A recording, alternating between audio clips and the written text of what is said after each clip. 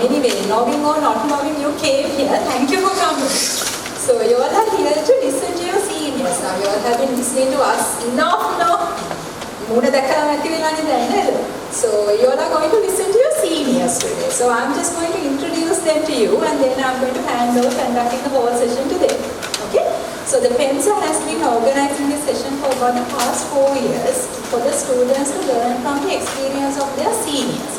Because they are the best people to tell you about how to prepare for the exam, what were the challenges that they went through when it came to the final years.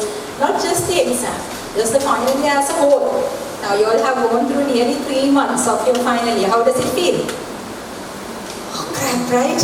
Yeah, I know, it's tiring, and like there are about 9 more months to go, and you must be thinking, how do we do this? Okay, so the best people to tell you how to do this are these people who have like just finished their finals, passed with excellent results, made us proud, and your aim should be to next year sit there. So how to work sit there next year and talk to your junior batch is what is going to happen today. So our resource persons today are 11 excellent students who passed with first classes from the 15-16 batch in the last final MBBS. And there's a nice presentation to introduce to you who these resource persons are. I'm going to play.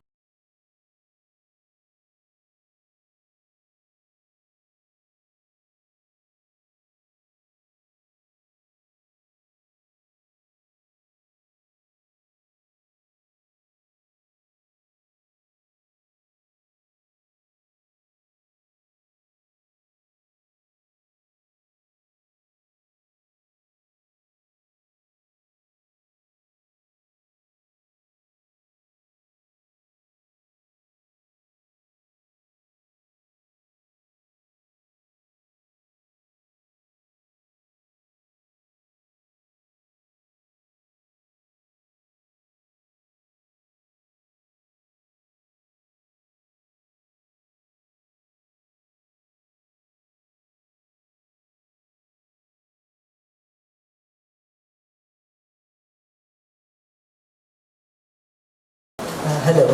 So I would like to welcome all of you guys to this session organized by the PeMSAA. So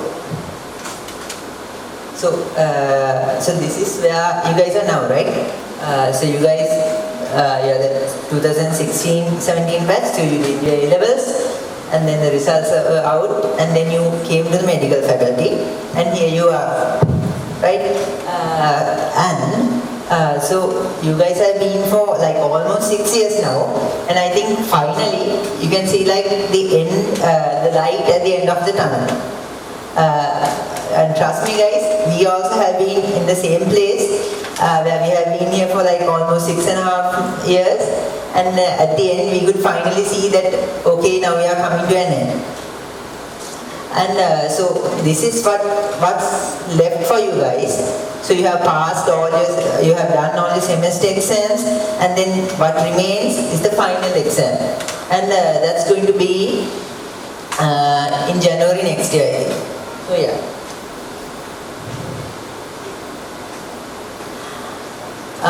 Okay. So like Chaturika madam said earlier, I mean it's normal. So some of you must be feeling like really stressed now. Like the finals are coming up, so there's a lot of things to study, and so you guys must be feeling a little bit stressed. But what we wanted to say was, you guys can do it. So there's clear evidence to suggest that you guys can do it. So for one thing, you have already passed the most competitive examination in the world, that is your A-levels. But what you have next is your final exam. The final exam is not that competitive. I mean, if everyone does well, if you can score well, everyone passes. Unlike A-levels where you have to perform more than the others. And then this is all you need.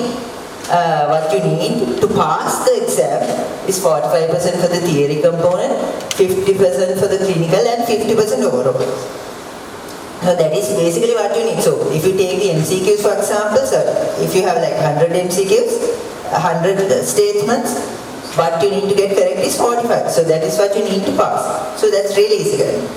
But but we are not, even though we have displayed this here, we are not asking you guys to just pass. You can do your best, but the reason why we put this here is so that looking at this, you can be like, you can think, okay, this is not that hard. So you can have that confidence that you can pass, and so with that confidence, you can aim higher. And also, up to now, you must have done a lot of other things. Like in the faculty, there are a lot of extracurricular activities. But now, in the final year, like anyone, you focus on your studies. And so you can spend full time on your studies, and then you get a big study leave at the end. And also you have a dedicated staff in the prof unit who are going to push you through. Okay, so yes, and the other thing is, if we can do it, like all your seniors, your super seniors, and everyone has gone through the same process and they have come out. So if they can do it, so can you. So there's that also. And then, you can also, think about the future. What the wait for is, then there's this pre-intern period. After the final year, it is sort of a very free period where you can enjoy yourself.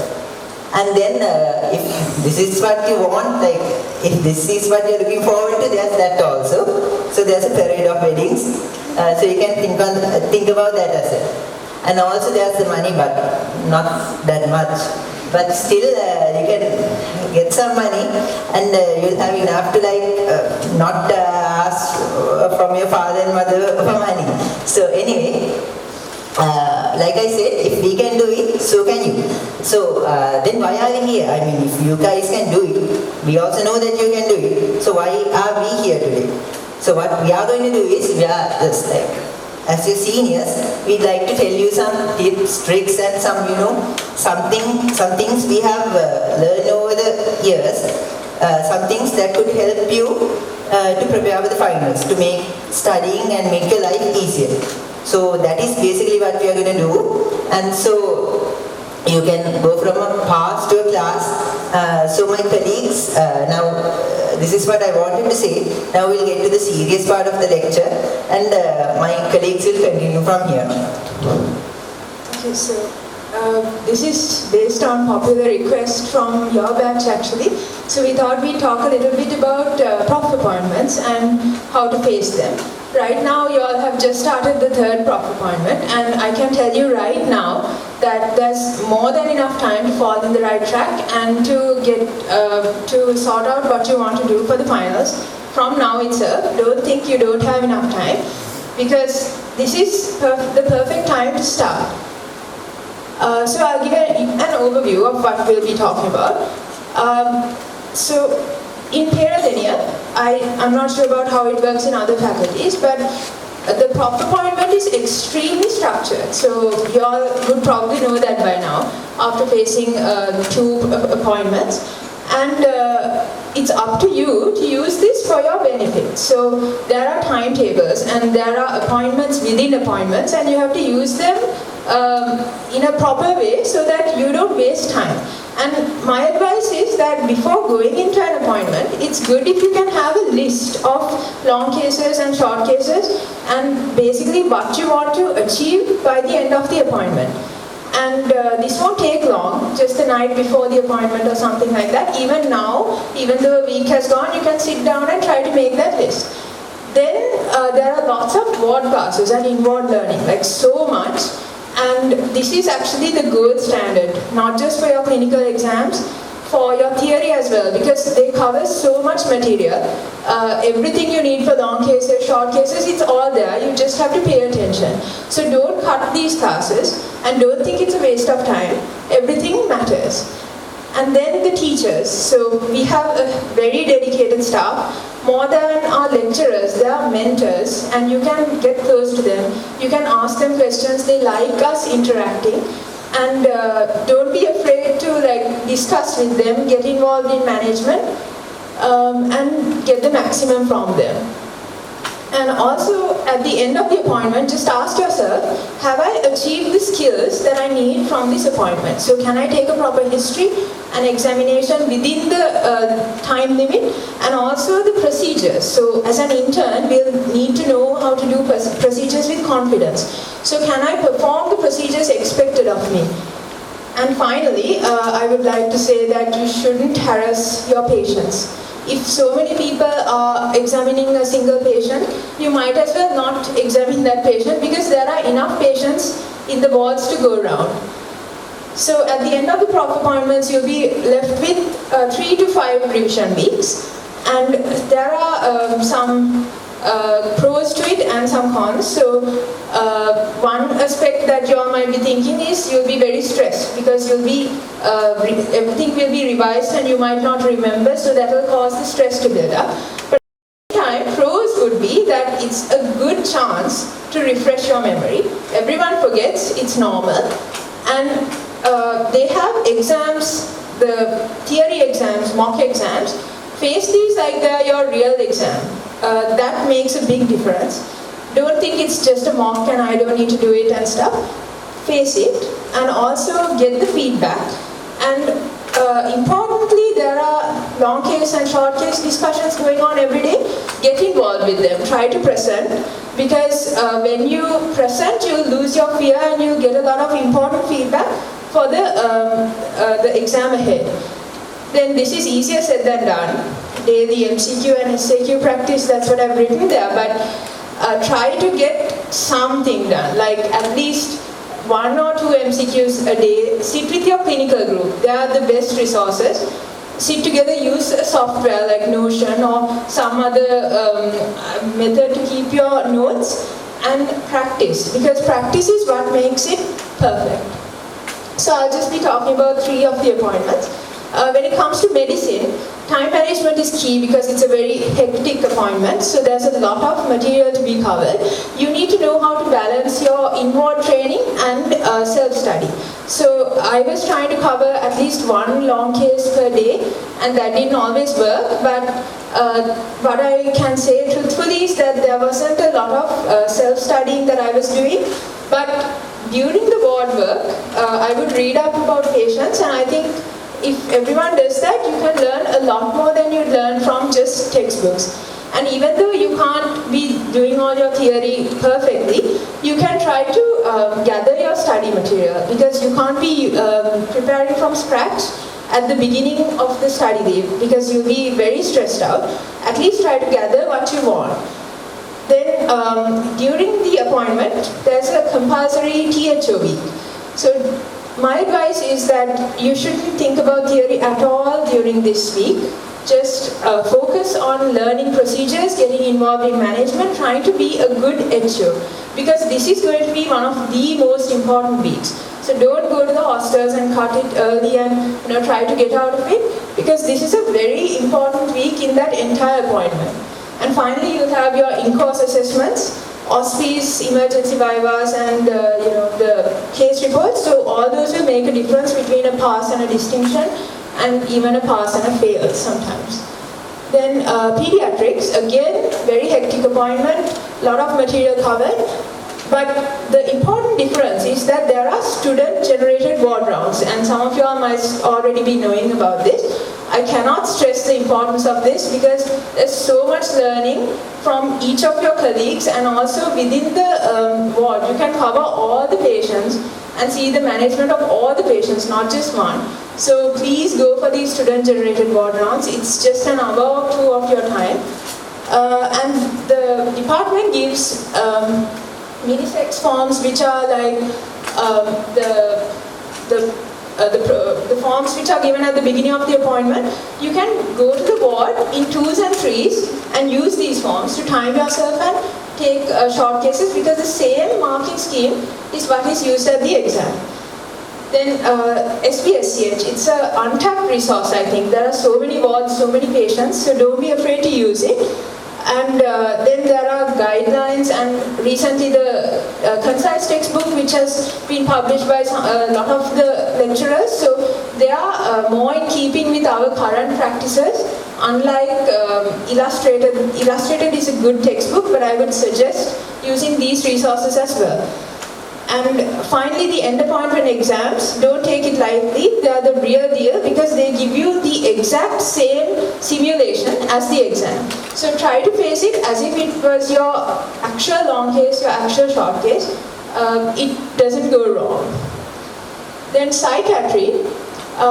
Here again we are left with a lot of extra time on our hands because it's a well-structured appointment and it's up to you to use it well. So you should make sure that you try to cover some of the backlog from other appointments and don't neglect psychiatry as well. So try to take timed histories. It's very difficult to take a 30-minute history during the exam. Time yourself and take it. And this is one part where I feel like people lose marks. So in psychiatry they ask a lot about drugs and doses. So from the beginning of the appointment, try to keep a folder with you, maintain like the pictures of drugs, names of drugs, their doses, because they will be questioned in the exam. And there's no excuses. During this appointment you can definitely cover all the MCQs and all the theory from that appointment at least. And at the end there will be an OSPI with some easily scorable marks. So try to do that well as well. And to talk about the rest of the appointments, I'll be handing over to Ridhni. Thank you, Mangi. I will talk about the surgery appointment. First, I will talk about the time management. In the surgery appointment, my advice to you is to concentrate during the clinical hours only on the clinicals, and you have enough time in the after hours to go through the theory, the MCQs and the SAQs. I think from my personal experience and some of my colleagues, you will be able to cover about 60% of the theory component of the surgery, and the THO week also you have many patients to take the histories from. Don't try to ask for the history from the owner and try to do it. If you take as much histories, you will get the knowledge. And the theatre days, most of us don't like to go there, but don't try to learn theory in the theatre. Try to learn about the things where you can't get from the books, such as the social material, the post-operative advices given to the patients. You can learn those things in the theatre. And in the clinics, do many short cases as possible. There's a lot of short cases, and don't miss out on the opportunity to present to the consultants. And the ward work, they also concentrate mainly on the clinicals. Theory, you have enough time in the after hours. And the long cases, my advice is the format is different. You will only get 15 minutes for the history and the examination. So my advice is to pair up, at least 2 people, go to a patient, take the history. One person can observe and the other one can take the history, and continue the discussion for about 5 to 10 minutes. And you can do it vice versa with your partner. And short cases, again there are many short cases in the ward daily. You can do as much as possible, and sometimes we tend to not look at the rare short cases because we think we might not get them for the exam, but that's not the case. It all depends on the day you are going to have the exam. If it's towards the latter part of the exams, the rarest of the cases will come to you. I have experience, so I think it's good. Don't try to do in the structured way, but just at least take a look at the case. And then I'll talk about the gin and ops appointment. It's a well-structured appointment. I think you have time to cover all the theory, 100% of the theory, MCQs, SAQs and all the study material.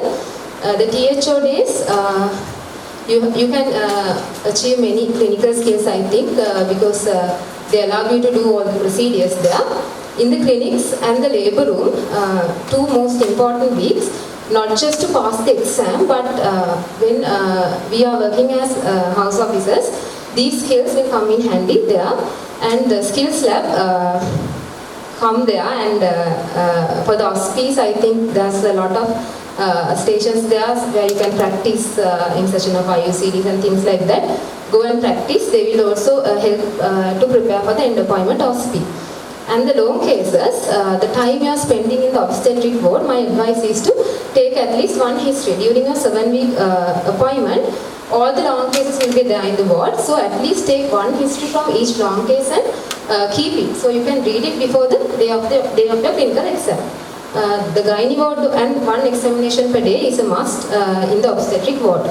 The gyn ward days, there also you take much histories as possible, but the examination will not be possible because patients won't allow you to examine.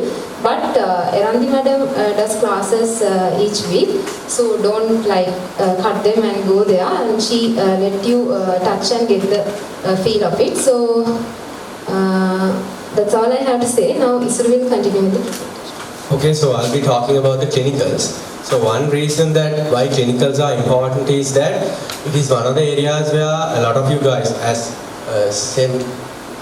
we as well, stressed regarding the exam. And the other thing is, this is one of the areas that you can work actively right now and make sure you develop the competencies needed to pass the clinicals well. So you can, the appointments, the 2 appointments that you have already done, you can cover those up and also work in the next appointments as well. So I'll be talking about the long cases. So what is expected at the end of a long case? The main thing that is expected is you have to show that you are able to manage a similar patient as a house officer. So you have to demonstrate the lateral knowledge regarding that case, as well as you are competent enough to manage that patient as a house officer. So let's talk about what are the things that are needed for a good long case. So of course, as you all know, you need to have the theory knowledge about the disease as well as its management. And also another thing that is important is you have to have exposure to the similar patients. So you cannot be looking at a certain patient with a certain disease first time in the exam. That will never work. So you have to make sure to cover as much cases as possible. So, and while doing that, you have to make sure you do it in the allocated time. So we'll talk about that a little bit more. And then you have to make sure you are proficient in the art of history taking. The only way to do that is by practice, right? And another next thing would be presentation. So you have to appear confident.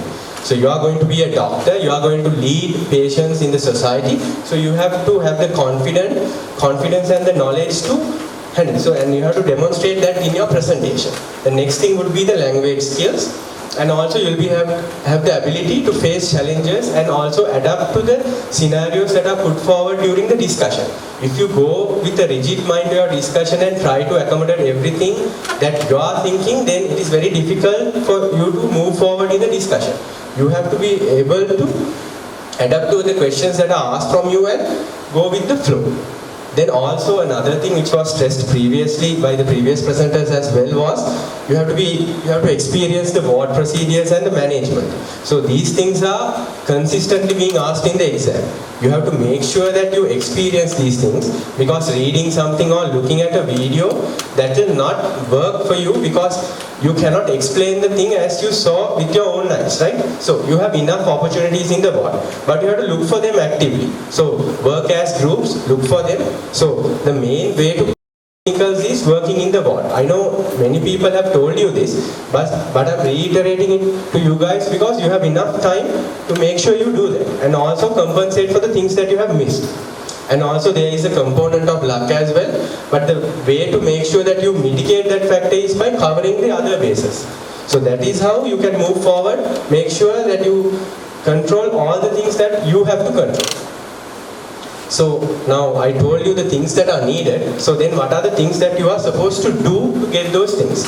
One thing would be, so as you all know, you have to practice. You have to keep practicing. You have to utilize the time you have in the wards to the maximum.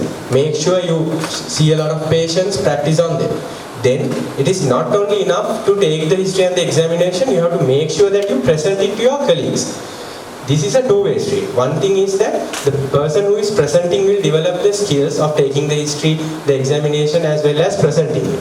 And the other thing is the person or the people who are acting as the examiners will understand how questions are being asked. You will actually understand how difficult it is to answer a question that the candidate, the person understands and then respond to it. So it is a two-way street and try to do that. The other thing is time your cases. So one thing I would like to say to you guys is now, towards the latter part of any appointment, make sure you are able to time the cases that you are taking. At the beginning you might not be able to. It is good if you can, but at least towards the latter part of the appointment, time the history and examination, time the preparation part, the discussion and the presentation and the discussion. Make sure you do that. So some of our batchmates did that, so that made it very difficult for them to pass. So make sure that you don't do that and time it and do in the appointment itself. And of course, I don't have to reiterate on the fact that you have to study and know the theory knowledge. What you have to do is, after studying, you have to have the ability to apply it practically in the clinicals. The next thing would be, you can do is, you can prepare a list of cases and also the possible differential diagnosis. But having said that, one thing that is important is you have to make sure that it is flexible. So always think there are no cases. There is always patients. You will get a patient with different pathologies or different disease conditions. You can, for example, you can never by heart something for a myocardial infarction or acute coronary syndrome and deal with the patient. You can get the knowledge needed from something structured, but you have to always be flexible. But having said that, you can always have a structured base. So this is one such example where this is a common structure that I use for medicine. This is only the first page, so you can have your own. So while you are doing your appointment, you will add to this, and then, so by doing this, you will achieve several things. One thing is you will not miss anything, and the other thing is you will identify the areas where you are deficient in the presentation and you can improve on it. So I think you can take something like this as an example of trying to adapt to something that you are not used to. So make sure in the exam also you will come across situations like this, where sometimes you do not know anything, but you have to come up with something on the spot. So it's up to you. So try to utilize whatever knowledge that you have gained during your appointment and adapt to those situations, right? So that is mainly towards the short case, but I took this time to say that. Okay, so coming back to the presentation, another thing would be, now you have to have a general plan for your long case. So this is quite important. So now, of course, you know there is the history and the examination, and the other parts are you have to have a summary of the history and a summary of the examination separately, right? So, and then using those things you can create a problem list. So problem list is not something that you create at the end. You keep, at least in your mind, you create the problem list whilst taking the history, and then you make sure you have a thorough problem list at the end. So one way to make sure you get a thorough problem list is you categorize the problems. So one way in medicine would be like medical problems, social medical problems, surgical problems. The medical problems could be divided like acute medical problems and long-term medical problems, then surgical problems, then the anticipated problems such as side effects of drugs. Then also you can go for psychosocial problems, where you can group some other problems that the patient is having, and depending on the subject you can change them. The next thing would be investigations. So this is quite important, and this is very commonly asked in the exam. It is almost 100% certain that this will be asked in your long case. So make sure you categorize your investigation depending on the type of disease that you have. Sometimes it's an acute condition, sometimes it's a long-term condition. So you have to make sure that you have an investigation categorization mechanism so that you will not miss any of those. And the next thing would be to create a management plan. So one way of doing that is you can divide as immediate, intermediate and long term, and have a rough idea of how you would manage this patient in these parts, right? So this is one example which I used for the summary, where I broke it down so that I would not miss anything. Yeah, and the next thing that I'm going to talk about, the slide will come in a bit. So the next thing would be the most important part of the history. The most important component of the history is the history of presenting complaint. So as you all know, the contents of the slide are what are the parts of a history of presenting complaint. So we'll see that. So as you guys know, the parts are, you have to have an appropriate and attractive introduction to the history of presenting complaint. So you have to make something on your own that is unique to you, that's fine, but make sure that it's presented in a professional manner. Then the other parts, make sure to cover the components like the chronology of the symptoms, symptom analysis, the exclusion of differential diagnosis, the risk factors, the complications of the disease, then the management up to now, and the complications of management. So you have, I said it by heart because I have by hearted it so many times. So, and when you take histories and apply it to your history, you will understand, so in this sort of a patient, these are the additional things I need to add. So make sure you do that. So you have to focus on the history of presenting complaint a bit. That is not saying that you have to not focus on the other components. Make sure that you cover all the bases, right? And then always remember, you have to cater to your own patient, not the case that you have studied, right? So that is a must, because you can never anticipate a patient with multiple pathologies, right? So there can be a patient with multiple conditions, and you cannot have a structured way for one disease and then apply that to the patient with multiple pathologies. So make sure you cater to your patient. The only way that I understood of doing that is by practicing and seeing, taking the history of my own patient and seeing what are the problems that I am facing when taking it. So those are some tips and tricks for the long cases, and Himasha will take forward the discussion with regard to short cases.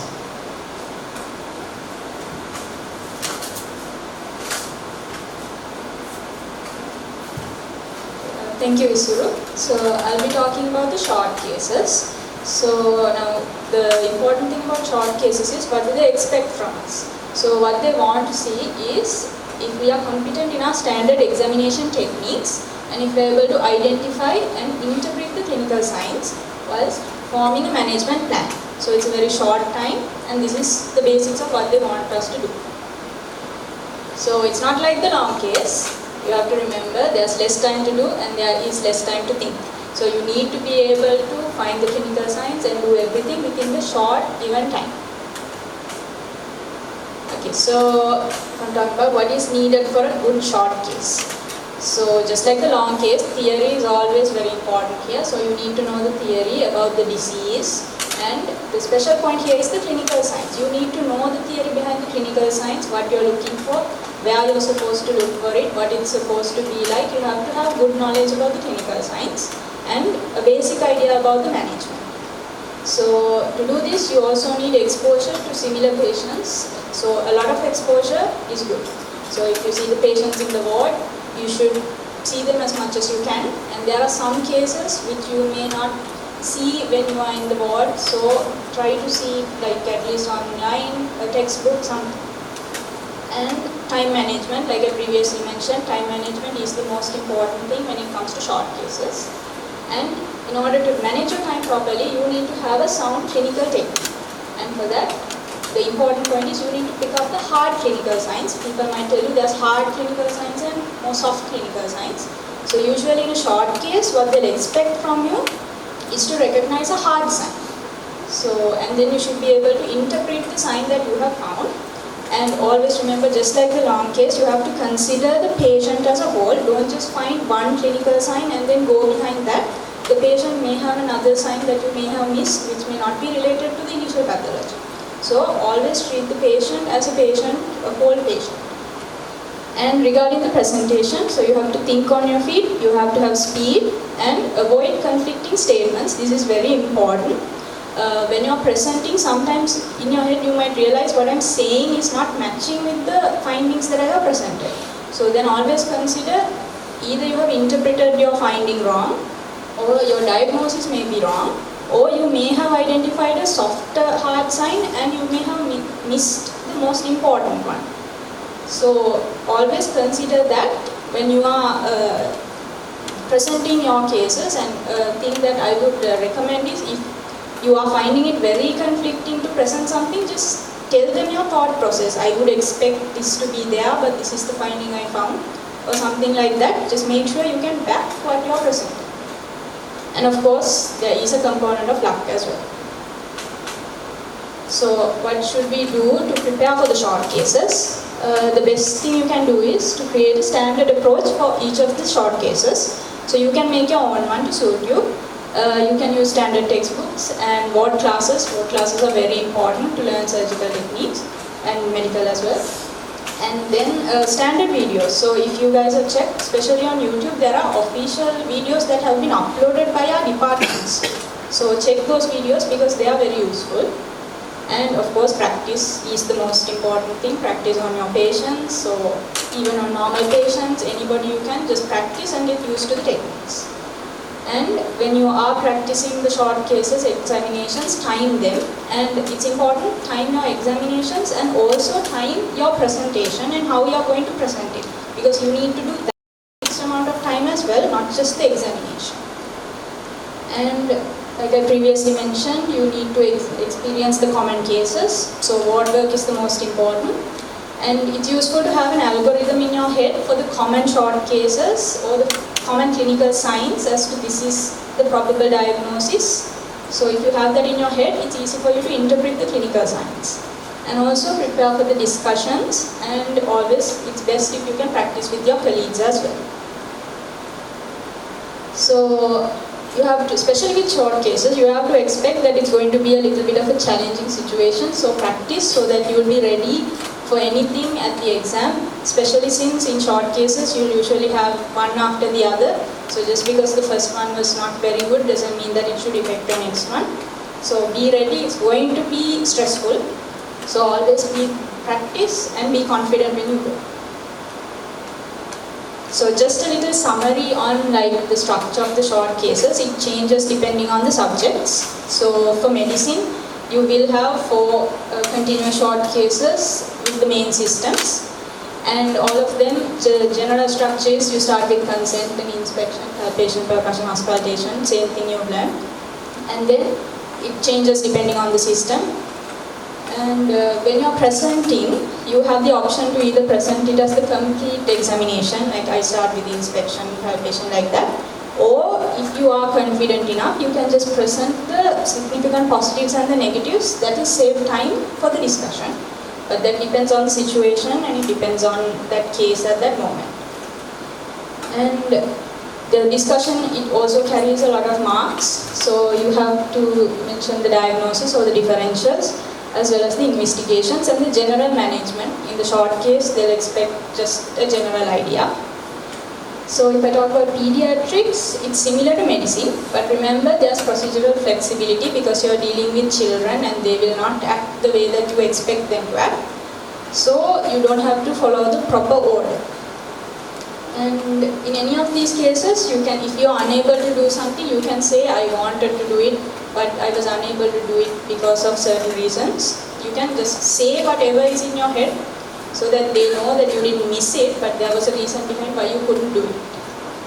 And then in pediatrics, remember, there's a few special cases you can get. One is the developmental assessment, and the other one is the command, inspect and proceed, which is the miscellaneous cases. It's more common than you think, so be prepared for those as well.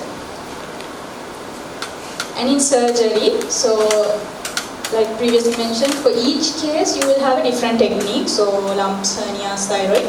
So you should be confident with the different techniques for each of the cases. And your command in the short case will be different. You might be asked to take a short history and examine, or only examine, or ask one question and examine, something like that. So make sure to listen to the command carefully and follow that. And there will also be questioned about the general management, so things in the ward and the theatre. You will be questioned in the short case as well. For psychiatry, there's not really a short case, but you do have the mock keys. So that's the information gathering or giving with the 7-minute question.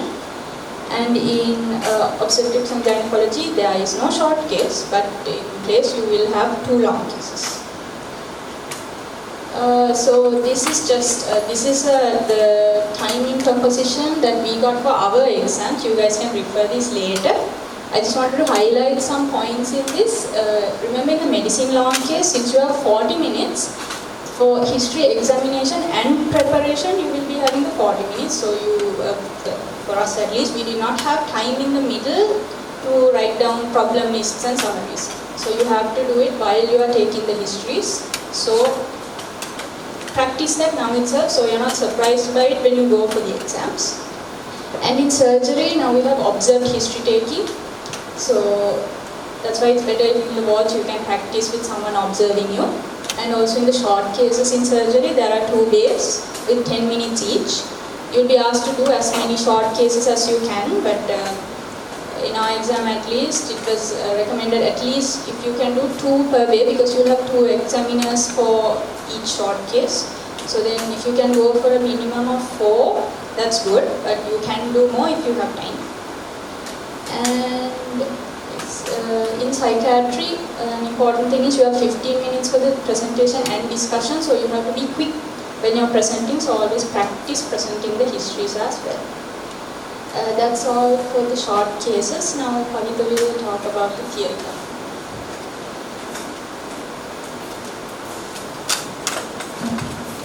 Thank you, Himasha. Right. So now that we are done with how to deal with the appointment and how to deal with the clinical exam, the next part is one of the most scariest parts, which is the theory exam. And of the theory exam also, the scariest probably would be the MCQs. So why are we so afraid of MCQs? One thing we can think that it has such a big exam on whether we pass or fail, and also the class we get. And I think the thing which we think about the most is that it has a huge effect on the island rank, which is true, but remember it's not just the MCQs. MCQs count only for 50% of it, remaining 50% is by clinicals as well. So when coming to MCQs, what I can say is do not be afraid, because there are ways to tackle the MCQs, right? So with proper planning, it is possible. Just like now the best thing is you have to know your enemy, right? So if you are so scared of the MCQs, know exactly about the MCQs. You know that there are 5 papers.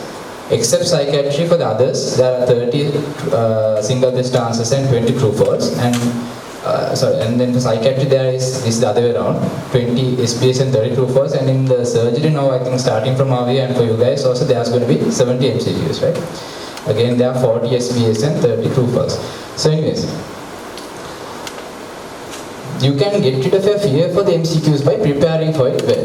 The way I see it, now this entire subject is like there are so many things to learn, right? I'm sure all of you would have tried MCQs for now and realized that there are so many details, tiny things, major things, so many things, and you're also thinking, how the hell am I to know all these things?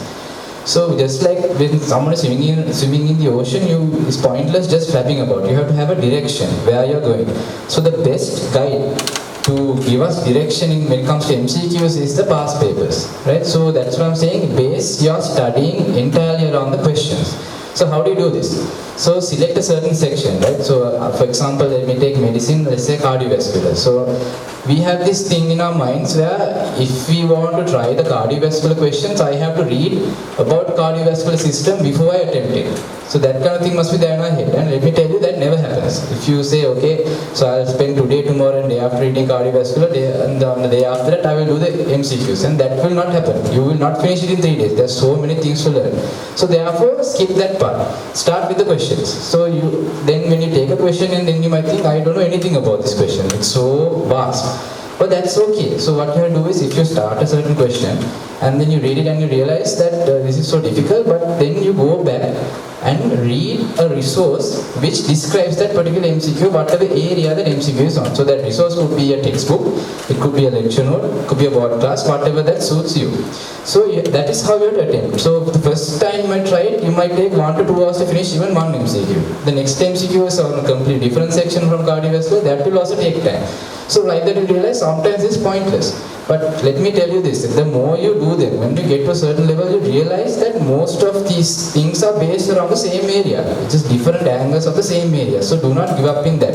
So when you are studying for MCQs, make that your base. Read the question, read some resource around it, and then try attempting the question again. And like that, as you do, you'll realize that over time, you have covered all the important sections. So just for medicine, pediatrics, psychiatry, surgery, genomes, it's all the same, right? So when you're doing these MCQs, another important thing is, now if you read a certain MCQ and read a certain section and try it again, now you know it. So you know that MCQ and you move on to another one. But it's utterly pointless if you have not made some way in which to recollect those important points again. So one way you can do this is, you can say next to the MCQ, write down in this page, this was there or something like that. So that is one way. Or you can use some online resource. So now a majority of people from our batch used an application called Notion. I think some of you all have heard it. So basically it's something like a Google Drive, but it's much easier to organize. So those who use it can see it. You can organize the questions and organize whatever resource you used it, like screenshots and explanation, this and that. So anyway, so it might take time to do it, but remember later on in the study leave and all, when you are running out of time, something like that is extremely valuable. So now itself, if you haven't started, you have time now, start making something like that. It is very valuable later on. Because MCQs, you feel depressed when doing MCQs again because they are so difficult. Right, so these days, as you are doing the proper appointment, go for categorized MCQs, right? So I'm sure you all have all the categorized past papers. So like I said, take a certain section, do some questions of that, read an area, do again like that. And that's these days. As you get closer to the exam, then you have to do full papers. Then I don't think categorize is going to be so useful, like just do full papers because that is exactly what you're going to do at the exam, right? So whatever in the end we are doing, we have to practice what we are going to do at that moment. So get closer to the exam, do that. So like I said before, so you have to let go of the mentality that you have to read an area before answering it. And another thing I can say is don't stick only to past papers. True, past papers show us the directions and all, but after they are limited. There's only so many past papers you can do. But there are so many other resources as well. So for medicine, surgery, genomes, etc., there are other books, right, that have MCQs, and they usually offer explanations there itself. And I found those to be very useful as well when facing MCQs. So now that is how you prepare for the MCQs. So how about when actually facing the MCQ on that day? So remember, time management is key. If all of us are given 5 to 6 or 7 hours to answer an MCQ paper, most of us will do it at some point. We'll get good marks. But we have to do this within 2 hours. Remember that. So something which I found useful personally is starting with the SBAs. So some of you may agree, may not, but I found it because SBAs are the hard ones. True, false, some things you may know, some things you may not know, but SBAs, remember, if you get a right answer, you get 5 marks directly, right? So it's best to think, like, start with SBAs because they take up a lot of time, they take up a lot of effort, and if you leave it to the last part, sometimes you may get stressed and you may just answer and go, which is in vain. So anyways, generally when facing MCQ, you can't just do once and finish it off. In the first round, start with SBAs, do the true, false and answer what you can. And have a method of marking some questions. For example, if you come across a question that you know you will never be able to answer however much you think, have a certain way of marking that, put an X or something. So sometimes there may be questions where you do not know the answer right now, but you know that if you think about it a little more, you can get it. So have a different way of marking that. So when as you go on your first round, just answering what you know, do the entire paper, finish it off beforehand, and count and see how much you have. And then if you feel like it's not enough, you don't waste time doing those questions which you will never be able to answer because you may think and get nowhere. But there are some questions where you know, if I think about this a little more, I can get an answer. So spend your time on those questions, right? So that is about the entire way. But when it comes to true false, now for example, if there are 20 true false questions, there are 5 statements per question, so that's 100 statements there. So there is no, and remember there's negative marks also, so do not go to answer things which you are not sure about. But remember at the end of the true false, count and see about how many of them have you got. So you do not need to get a lot from the true false. So even around 70% if you have mark in your first round, even after thinking, that is more than enough. I remember there was, so those high flyers and all who have got island first before, I remember one officer said, she had only about 65% for her medicine MCQ. She remembers doing that and she got the island first. So that is a trait of that mentality that you have to answer or get a huge mark in the MCQ. But once you do put, make sure that they are right in way. So another thing I think which you face is when you come to a true false question, you do not know how to answer it, right? So one thing I ask myself is, if somebody asks me why I chose this as false or why I chose this as true, do I have a reason to back it? Just think of that in your head, and if you can come up with a reason, then yes, go for that, because it's either true or false. Do not guess. Always if you like that, if you think about it, and then if somebody asks you why did you put this as true, I can tell him, okay, this is the reason I put it as true. You may not be 100% sure, but you have a reason. So sometimes like that, just think in your mind and you can go for those kind of things. So all the things I'm saying right now might sound like this alien stuff, but as you practice, think about this and it will become like second nature, because like I said, time is the problem. You will be so stressed at that moment, sometimes just thinking these things actively be difficult, but practice and go, right? So another thing I want to say is, do not be afraid to think. Some of us think that like, if I haven't seen this in a book, I am not going to put it. Don't be afraid. Think for the MCQs. Because all of us here are intelligent people. We could not have got into this faculty and passed such a competitive exam as I said if you are not able to think. So don't hold yourself back. Don't be afraid to think. Okay. Right. So then I'll just finish off with some resources for the MCQ. So like I said, do a question and read off that. So some things which we found useful was for medicine, the best thing which you can answer MCQs with is the Kumar and Clark. So again, there's no such thing saying that you have to read any book from cover to cover. Right, so you read a certain MCQ section, then you read that particular area in the Kumar and Clark, and you go on to the next question. As you do what, you realize you have covered all the important points in that section without having to read the entire chapter. So that saves you a lot of time and gives you a lot of confidence as well.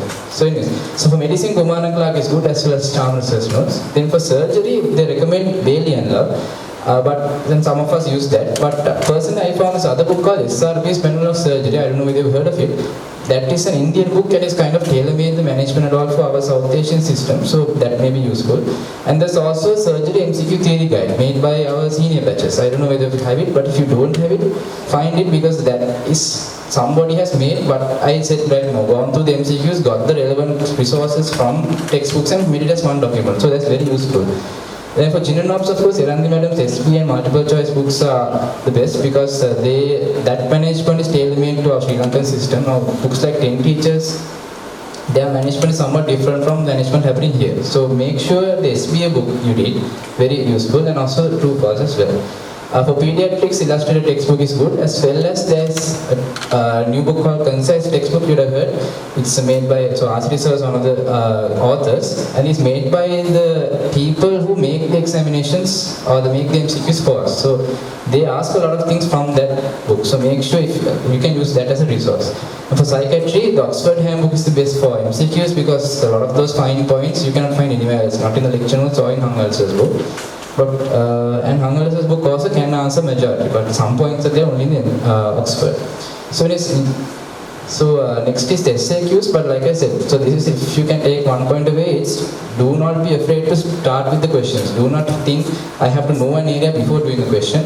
Start with the question, read a resource around it, and make a way so that you can always recollect. And I hope that works for you for MCQs. Next, I will invite Dilki to tackle how to answer the SAQs. Thank you, Monica. So I'll be talking about the SAQs. This is also an important area in the theory component.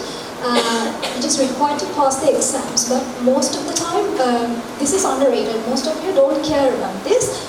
But let me start by talking about the advantages of SAQs.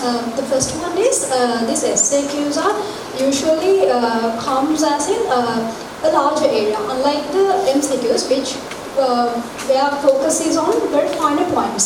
So those areas usually overlap over the years. So if you practice SAQs, they usually repeat over the years. So it will make it easier for you to face your SAQ paper.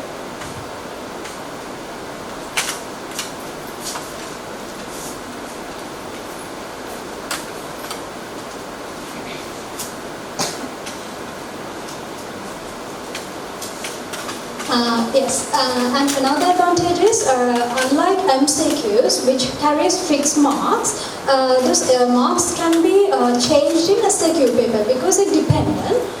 And so if I talk about studying for SAQs, it is better if we could approach in a categorized manner regarding the past SAQs. So be aware about what are the areas that they have frequently questioned and how they have asked the questions. And you have to know that it is our own lecturers who made this SAQ paper. So have a complete list of lecture notes and complete your lecture notes with regard to covering all the areas that have been asked on the previous SAQ papers. So it usually should include these areas: definitions, pathophysiology, clinical features and differential diagnosis, investigations and management. So you can see that there's kind of an overlap between the structure of the loan case as well as the structure of the SAQ. So it would make it easy for you to study. And yes, when it comes to studying for SAQs, if you're a beginner, you could start practicing writing SAQs given for the allocated time, that is around 20 to 25 minutes. But if you haven't already started writing SAQ, it's better if you can start today, because writing one SAQ per day is itself a progress rather than doing nothing at all. And but if you have quite a handful of the theory knowledge and you are quite confident about your writing skills, writing complete SAQ answers to all the past SAQs would take time. So rather than doing that, then you can just make a rough sketches and start listing all your points. So that way you could have an idea about all the SAQs which have come across over the past years. And when it comes to facing SAQs, that means at the time of your examination, there are certain things that you have to remember. The first thing is time management. Do not waste 1 minute more than the allocated time. That is usually 20 to 25 minutes. If I make it like this, if you answer one question completely and just you don't have time to answer the second question, if you skip that, even if you answer, even if you score 100 out of 100 for the first question, you won't obtain any marks for the second question. So the sum would be 100. But if you try to write something, if you score around 60 per each, the sum would be 120. So it is better. So do not skip any SAQs, try to answer early. And another thing is, read the question carefully, because take 2 to 3 minutes to at least read the question. It's okay, because you need to answer the given question, not fill the question something on your mind, because that happens most of the time during the examination. Before jumping to write the answers directly after reading the question, just make a rough sketch about what you're going to answer. And if you take an essay question for an example, you should organize it as introduction, body and conclusion, and then start writing. And at last, I want to mention about the handwriting. Be mindful about your handwriting as well, because on the day of examination, you will be super stressed and you will be writing at the fastest pace as possible. But the handwriting matters, because this is something to do with your marks. So be mindful about that also. So that's all about the theory component, and it's real time.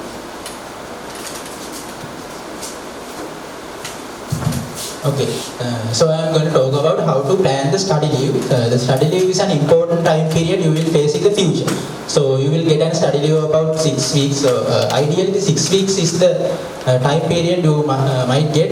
We got a little bit more, but we all felt that the 6 weeks was the most ideal time period, because after a period of 6 weeks we get bored and we get stressed out and can't continue studying. So when the study leave is productive, you will feel that the exam will be relatively easier. And what we are going to tell next is just the idea of many of us, but I know you have experience on study leaves of the past examinations. So if anything has worked for you during those study leaves, stick to it and no need to change much. So the first thing when you're going into the study leave, you must worry about is when to plan the study. So my advice to you guys is, plan your study leave right here, right now itself. Because, or at least when you're going into your last clinical appointment. So in my experience, our last appointment was the GNOBS appointment, which has a lot of free time, as it was mentioned before. So during that appointment, what I did was cover all of what I had to cover from the GNOBS appointments. The theory, the MCQs, the SAQs, and all the cases. So when I'm going into my study leave, all my GNOBS part was covered. So all I had to do was cover the other 4 appointments during my study. So at least when you're going into your last appointment, have a plan that this is what I'm going to do in my study. Okay, so the most important thing is to choose where you are going to study in the study leave. So are you going to your homes and study there, or are you staying in the hostels or in the faculty premises? So these have their own advantages and disadvantages, and I'm sure you all know this. At home, one of the most important thing is food. So you get home prepared food, while in the hostel or in the faculty premises you may not get such good food. But when you are staying here, one of the most important things is that you have other friends, so for whom you can work with, and also there is access to the hospital. So we will talk about the importance of going to the hospital in the study leave in the upcoming minutes. and how to plan the study leave. So you must make a timetable. Ideally, a timetable is a must because then you know what you are going to do during the study leave. And also you know whether you are a morning person who can wake up early in the morning and study, or you can stay awake until late in the night to study. So depending on that, you have to make up your timetable. When I am going to start my day, when I am going to end my day, and between that, what am I going to do? And when making the timetable, you should start covering the syllabus from day 1 of the study leave, and you should end the timetable about 1 week prior to the exam, because you need about 1 week of gap between prior to the exam. This period is for you to cover up the things you or to cover up the things that you may not remember or to recall such things. Okay. Then the next big thing is when you're planning your day. So are you going to study one subject per day, or are you going to mix up these subjects? So this depends on who you are and the way you study. So the two of us, as an example, he's a person who's covered 2 to 3 subjects per day, different lectures. So what I did was, for an example, let's take surgery. So in surgery, there's a field, there's a section about peripheral vascular disease and the vascular section. So what I did was, I studied everything about that vascular section in 1 day, went through its SAQs, went through its MCQs, the long cases, and finished it off within 1 day. And the next day, I studied something else.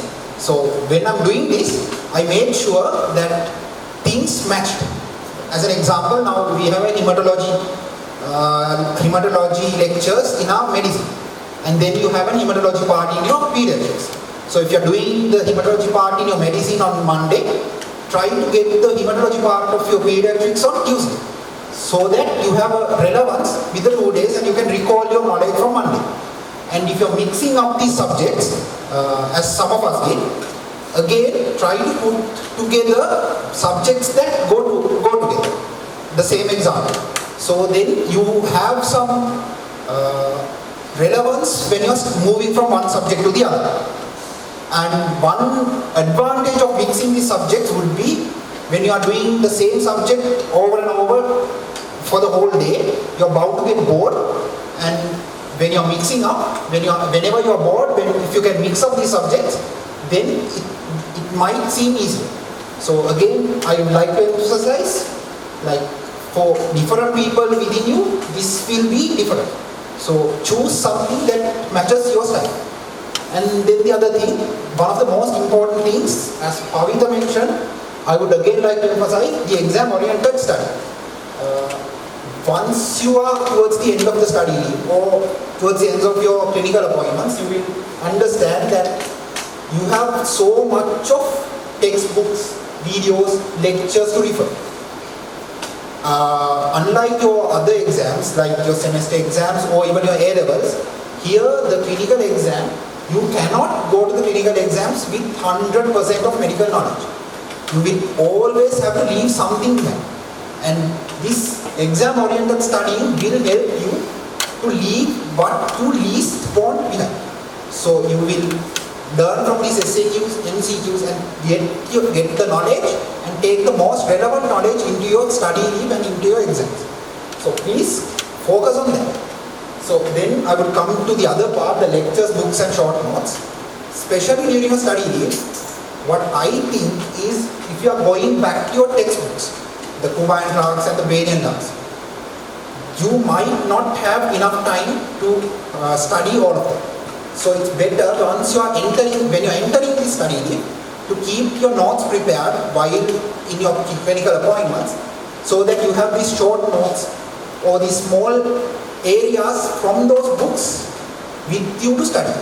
So if you're going back to the books and reading the books from cover to cover, as Pavita mentioned, you are never going to complete that and you are never going to recall that knowledge.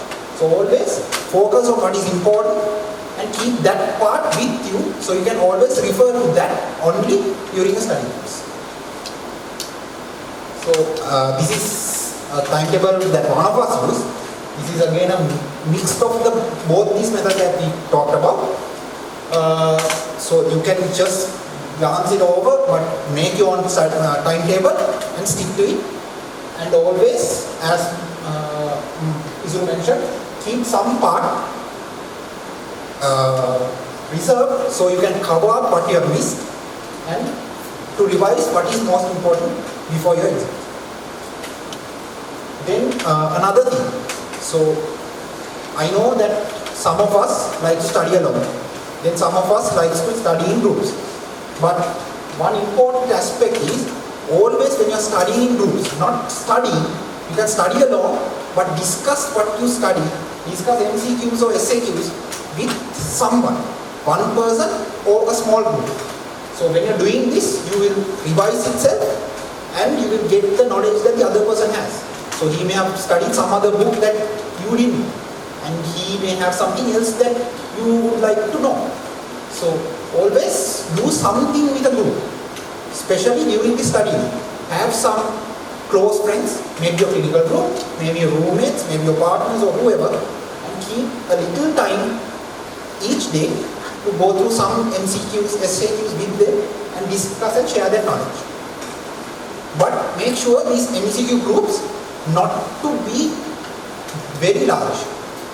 5-6 would be the best number of people, because when your group is really large, some people may not get the chance to participate. And as an example, if you get a question and then someone will come up with the answer, because there are 10 of you, one is bound to know this answer. Then someone who didn't know the answer or couldn't go through that question may not have time to gather that knowledge. So always don't keep these groups to be very big, limit them to 5-6 people. Okay, so one of the most important things during study leave is to keep in touch with your clinical skills, because first you will get your theory exam, and then after a little bit of study leave for the clinical exam, you will get your clinicals. So during the study leave of about 6 weeks, if you do not go to the hospital and see patients, you will lose your clinical touch. So I recommend you, if possible, so that's the advantage of staying here during the study leave. So if possible, go to the hospital and see patients at least about once in 2 to 3 days. So what I did was, I studied at the study room, so I had with myself 4 people. We went to the hospital for one or 1.5 hours every day. That was during about 1 to 2 p.m. time period after the lunch break. So after having lunch, we were feeling sleepy and it was also hot during that time period. So rather than sleeping in the study room, we went there to the hospital and saw patients. So each day were dedicated, like first day we went to the medicine boards, then the surgery boards and like that. So we had a little bit of clinical touch during the study leave for the theory exam as well. So it is very important, so consider about that as well. And this is one of the most important things, taking breaks. So you can't study from stretch from the morning till late night. You can't study at a go. So you need to have a break. So it is okay to have little bit of naps, like 20-30 minute naps, 1 or 2 per day, or even about 1 hour break, a sleep break. It is important that you take it, because it refreshes your memory. So it is very important. It is not a waste of time. So don't sleep for several hours straight, but keep about 30-40 minute naps, about 1 or 2 per day. And then taking meals on time. So this is important. You may feel that this is not important and you may skip meals, but don't do so, because if you get conditions such as gastritis and so on, it will be difficult for you to concentrate on your work. And you need time for relaxation and enjoyment. So the 6 week study leave is not only for studies. So do what you like in little periods of time. So if you like listening to music, or if you like watching films, have a separate time period, but include that in your timetable, but don't make it too large, because you need time for relaxation and enjoyment.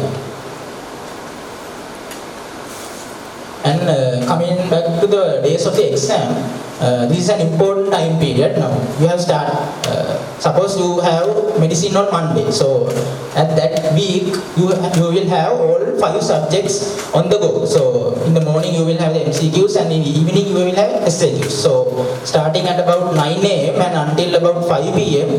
you will have whole day exams. So Tuesday you will have to come back for another exam. So only a little bit of hours will be left for you for study for the next day.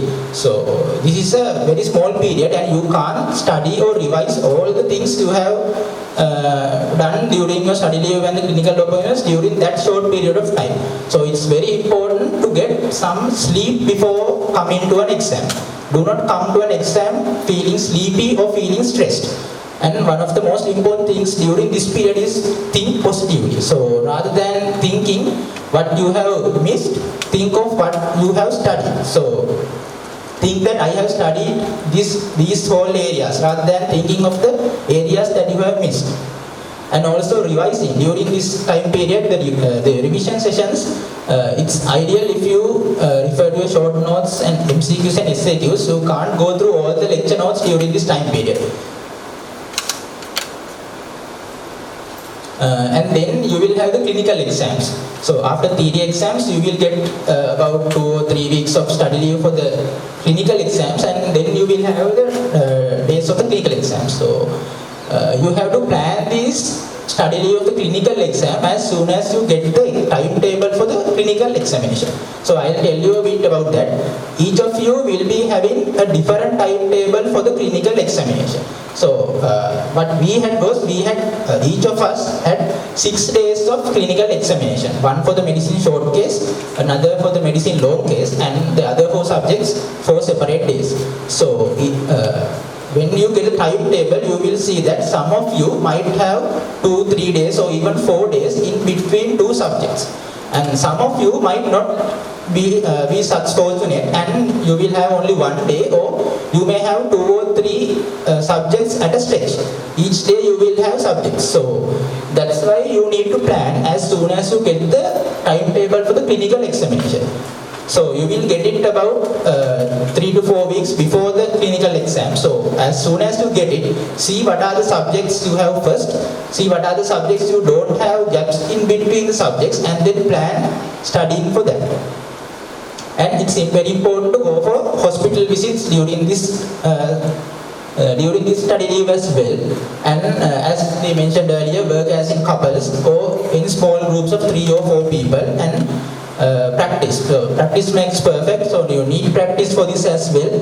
And one of the most important things is to keep your items prepared before the exam, so such as stethoscopes, or because some of you may be running from room to room searching for sensory boxes before the day of the medicine exam, or will be running for losing for laparoscopes before the surgery exam. So keep your things prepared before the exam.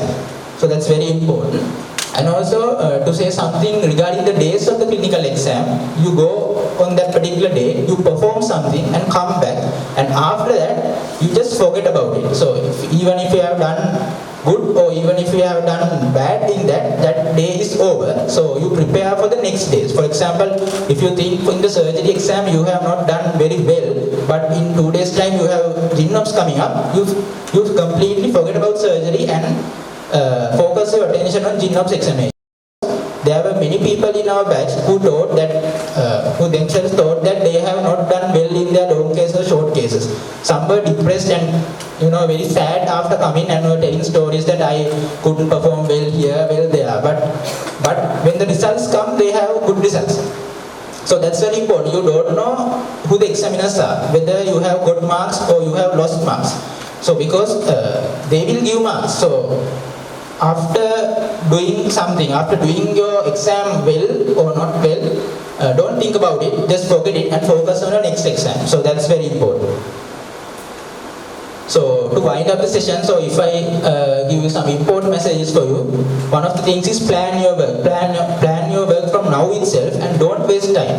So time is very precious. You only have about several months to go. But as I said earlier, time taken for relaxation is not a waste of time. So either you study or take your time relaxing, so don't waste any other time. And also very important not to ignore your physical health and mental health, especially your mental health. So many of you might become down and depressed. So that happened to many of us as well during the study leave and during the clinical appointments. So do not ignore your mental health. So if you know any friends who will be feeling little bit sad from now onwards, please help them and look after them. And the most important thing is you believe in yourself. So you have come a long way, you have passed your levels, you have stayed nearly 5 years at the faculty. So you know you can do it. So be confident of yourself. All of you are capable of passing this examination. So you passed it. So can you. So you can do it. So be confident. And to wind up the session, from all of us here and from our batch, we would like to say good luck to all of you for the future clinical appointments and also for final exam to pass it with flying colors. So thank you very much. Right, so that concludes what we have to say, and I'm sure that most of you all have a lot of questions to ask. Some may be personal questions or like things that you all have faced yourselves, and you know how we overcame this. So instead of asking it here, what we'll do now is 11 of us will divide in 2 groups. Some of us will go to the pillar, some of us will go to the Lata Mandave, and then you all can come and just freely ask whatever you like. So it'll be like a one-on-one discussion. Yes, so that's what's going to happen from here. I hope this was useful to you, and thank you to PeMSAA for arranging this. Thank you.